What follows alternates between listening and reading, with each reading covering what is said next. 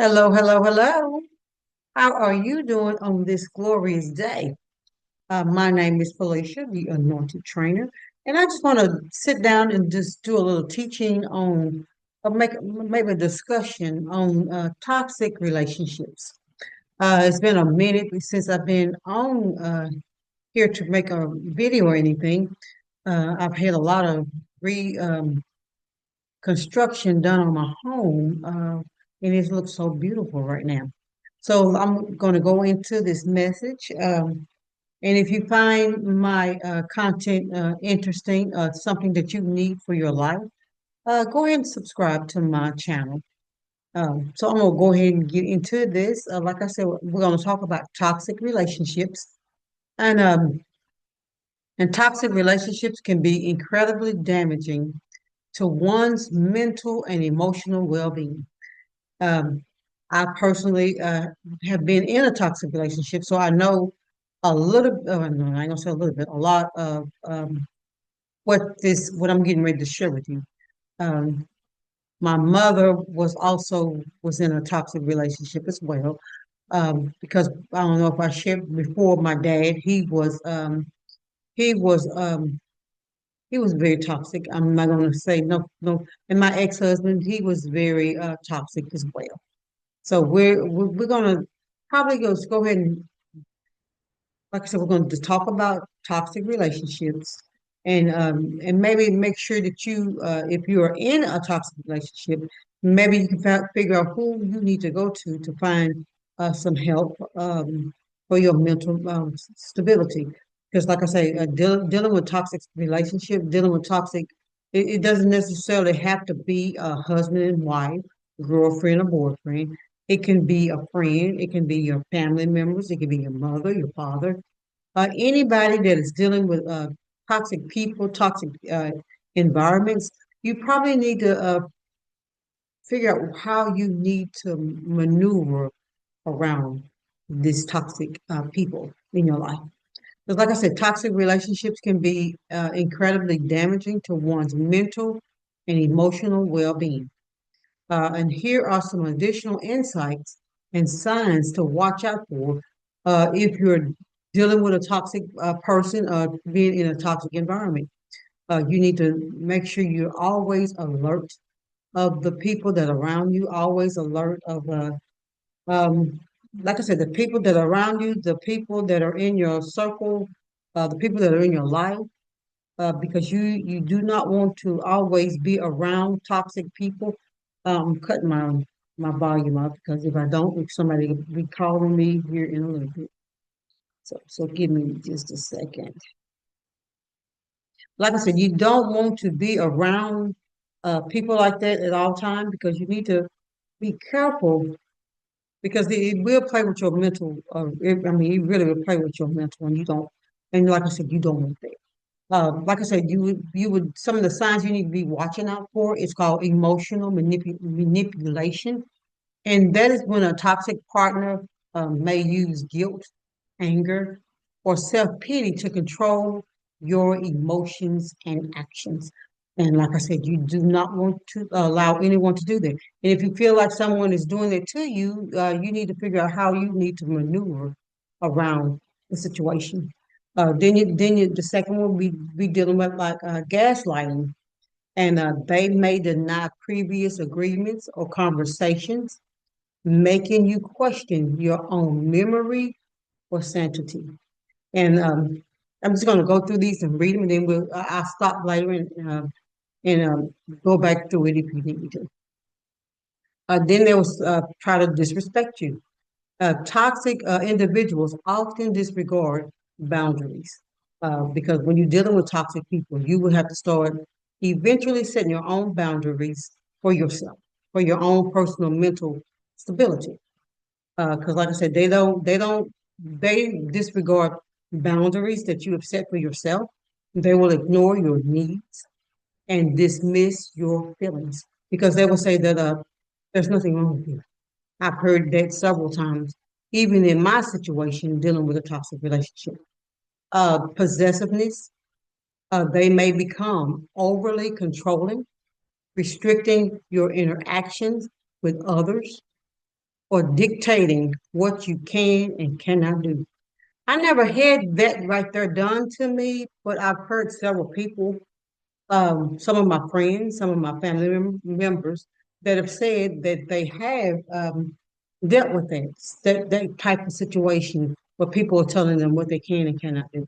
Like I said, I've never dealt, even though I've dealt with toxic relationships, but I never had anyone telling me what I can and cannot do. I guess I was a little too strong for them. I don't have a clue. But then you have emotional vulnerability. Forgive me. Toxic partners might be unwilling to communicate openly, leaving you feeling unheard and unvalidated. And that's one thing I do not like when people make you feel like you are not important, or your opinions or your words are not important to anyone, especially concerning them. Then they will do that blame shifting. I've now that right there. I have dealt with that right there. They will make you think that you were cuckoo. They often deflect responsibility for their actions, placing the blame on you instead. They will say that if it wasn't for you, I wouldn't have done such and such or such and such. That's blame shifting, and I don't like that at all. Then you do have a lack of accountability. Toxic individuals rarely apologize or make amends for their hurtful behaviors. They don't want to take no accountability for anything that they have done. They will always, like I say, the blame shifting on you for the action, for the things that they have done to you, which don't make any sense, but that's what they do. Then you're dealing with emotional blackmail. They may use threats or self-destruction behavior to coerce you into doing what they want. Now, I worked with a young lady. She was married at the time, and her husband at the time kept blaming her for the things that he was doing to her. And he told her he always would threaten her, or that if he would kill himself if she leave him, if she do this, if she do that. And then she finally got to the point where she was tired, and she finally did leave the marriage and everything. But the sad thing is that even though he was always threatened to do what he said, that he would kill himself if she left him. And like I said, and the sad thing was that eventually he basically took his life one night. It did hurt her because, but still, she had to focus on her life, herself. But it's a but the grace of God that He did not kill her and her daughter, because but He did, like I said, He did kill Himself. So you always need to be aware of that, because even though they threaten to kill themselves, sometimes they will, sometimes they won't. This is the first time I've never dealt with it personally, but I was with this young lady when her husband did kill himself. And the sad thing, what he's done, when he killed himself, he wrote a letter to her. I mean, I'm not laughing at the situation, but he wrote a letter. He killed him, but before he killed himself, he wrote her a letter, still blaming her for the situation of while they was in the situation that they were in.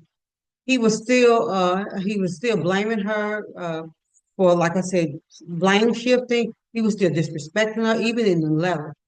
And the sad thing was, before he killed himself, he mailed the letter out. So even though he killed himself, whenever the mail came around, she had opened that letter up, and so he basically was still tormenting her, even from the grave. So that's what I'm telling you. You need to be careful of these types of people that you're dealing with, and you need to be alert of the people that you're allowing to come into your circle or to come into your life. Because, like I said, when he took his own life, and I thank God that he did not. like I said, kill her and the daughter because because some people, they will do that, and some people won't even kill themselves, but they will kill you and whoever else is around them. So you need to always be alert of that, like I said, because but and like I said, he was trying to torture or torment her, even from the grave, and he managed to do that for a little while. She finally got some help and went on about her life. Then they will always disregard boundaries. Yeah, they will do that. Toxic partners often overstep physical or emotional limits, disregarding your comfort and consent. Like I said, you can even file, I don't know what they call it, when you go to the police department and get the restraining orders. And some of them would disregard those as well. It just depends on how toxic this person that you are dealing with. So you have to, like I said, be alert of the situation. Pay attention to the signs, and that way you will have time to get out, or basically don't get out, but I mean don't get in it in the first place, and then you won't have to worry about avoiding these situations in your life. And then number 10, the stagnation. Toxic relationships can prevent personal growth, leaving you feeling stuck and unfulfilled. And that right there was one of the things that I felt very stuck in a situation or in a marriage that I was in, and thought for a while that I couldn't get out. Even though, well, I never went into my story in the beginning. In the beginning, in April of 2018, I had a stroke. And it's nothing but the grace of God that I'm still here, and I'm grateful to God that I'm still here. So, but in the process of me having a stroke, I think my personal belief is this is what caused my marriage to turn the other way. And so basically, I had to get uh, get strong enough and take control of my life. And like I said, and I'm grateful that, like I said, I'm still here. God is still using me, now I'm sharing my testimony from why, because when I had the stroke that night, they weighed me in, I was 204 pounds. So right now, in the process of me taking control of my health, I got down from 204 pounds to 135 pounds. And I'm grateful for that because so I basically have two different communities that I'm doing. So I have one that's helping people dealing with their health. Like I said, I went from 204 pounds, and I went from 204 pounds to 135 pounds, all in the process of me recovering from the stroke. Uh, I was paralyzed from the right side of my body. I had double vision. I lost my voice. Um, I lost my marriage. I almost lost my home. Because when I say I almost lost my home, because in the process of me taking control of my life, my I basically walked away from my home. I gave my ex-husband the house. I just basically ran and was trying to get control of my life, and that's what I did. I lost. I stayed. I walked away from my home, walked away from the marriage, and I did that. In the process of all of that, God has restored me. So I'm more alert of who I am. I'm more alert of what type of man that or relationships that I will have in my life. I will not. It doesn't matter. I don't want no toxic friend. I don't want no toxic family members. No toxic relationship. No toxic husband. No, I just don't want toxic people surroundings around me. Period. And so that's what I'm here now is to help people to recognize all of these things, because like I said, when I was trying to get control of my life, it took me when a God had when me and God got together at my apartment, because I stayed in that apartment for a whole year, um, like I said, I found Felicia, and I am grateful that I found me because from this, from since they I had my first child at the age of 14. I was pregnant. Well, I was pregnant at the age of 14. By 15, I was a mother. So at the age of 15, I've always was taking care of somebody else. So at this point, God was showing me how to find Felicia and take care of Felicia. So that's what I've been doing. So that whole year that I was by myself in that apartment, I didn't take a, I didn't I wasn't I don't get me wrong. I still love my children and anything, my grandchildren. I have three children. Let's see, 44 and 33. I have twin girls that they're 33. My son just turned 44. And I have excuse me, I have three grandchildren. Well, I want to, yeah, I'll probably lying on their age. I think 18, 15, and 10 or 11. I don't know. But if you ask me my age, I can tell you my age. But because somebody else asked me well, my age, my granddaughter's age, and I told him, I said, I think 10 or 11. But I think it's more 11 than it is 10. But like I said, you ask me my age, I can tell you my age. I can keep up with me and not everybody else. There's too many of them now. But anyway, but I'm grateful for what God is doing for me and what God is doing for my life. And now I can help people lose weight, take control of their health. And now I'm getting ready to help people to take control. I mean, help take control of your mind. Even like I said, even if you're dealt with a toxic relationship, toxic people, this is what we're getting ready to go to help show you how to recognize the signs, so that way you won't get into them, and then you don't have to worry about getting out of it. Because once you learn the signs, the people, like I said, you won't deal with that anymore in your life. Because like with me, when I once I realized that you are toxic, baby, I'm gone. I will still speak to you when I see you. I will hug on you when I see you. Mm. But as far as you being in my close knit circle, baby, that will not happen. I can tell you that right now. That will not happen. But but like I said, we talked about toxic relationships, and and mainly I want y'all to understand you do not deserve to be in toxic relationships. God loves you, and He wants the best for you, and uh, and He will definitely help you find the best for you.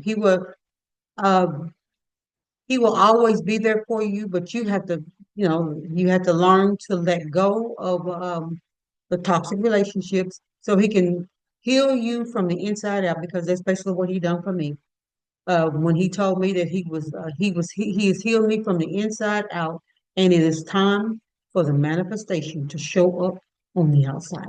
Because well, most of y'all don't know me, but if you did know me along before God got made me so bold, see that's the little sign back there. I had to put all kind of affirmation words around me during my process of me healing myself, uh, because uh, because my self-esteem had been diminished to a little nothing. But God was managed. He managed to heal me, and now I can walk boldly. And I mean, when I tell you I walk boldly, baby. So um, I don't let people try to tell me what I can and cannot do. That ain't gonna happen. I'm not a people pleaser. God delivered me from that maybe 2 or 3 years ago, and I'm grateful for that because I used to be a people pleaser. I used to try to do everything in my power to make everybody happy, but I wasn't focusing on me. But now I'm focused on me.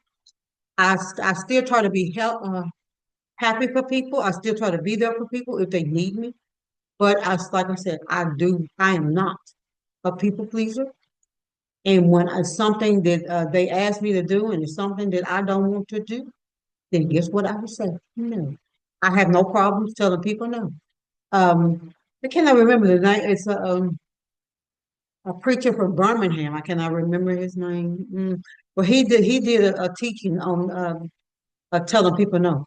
And when I tell you, when I gave it, I listened to the CD, the series, and then I passed the series to somebody else, and she is just as bold as I am. Because when I tell you, when you get that power of no, baby, I don't. See, I'm not a, like well, again, I'm not a people pleaser. I love people, but I'm not a people pleaser. So if you're dealing with stuff like that, I mean, I just want you to be happy and find, even if you don't start hanging around with me in my circles or clubs or whatever you want to be. I pray that God will send you the right people to put in your life so that you can find you again. Because like I said, it's a wonderful thing once you find you, and and you will not be a people pleaser, and you will not let people walk all over you. You will not let people disrespect you. You will not let people talk to you any kind of way, because those are toxic people. And toxic relationships, we don't deal with them anymore. We don't deal with them. I don't deal with them. So my main goal here while I'm talking to you is to make sure you don't deal with toxic people, toxic relationships, or anything like that anymore. So I'm going to read this last thing because I want you to remember you deserve respect, empathy, and kindness in a relationship.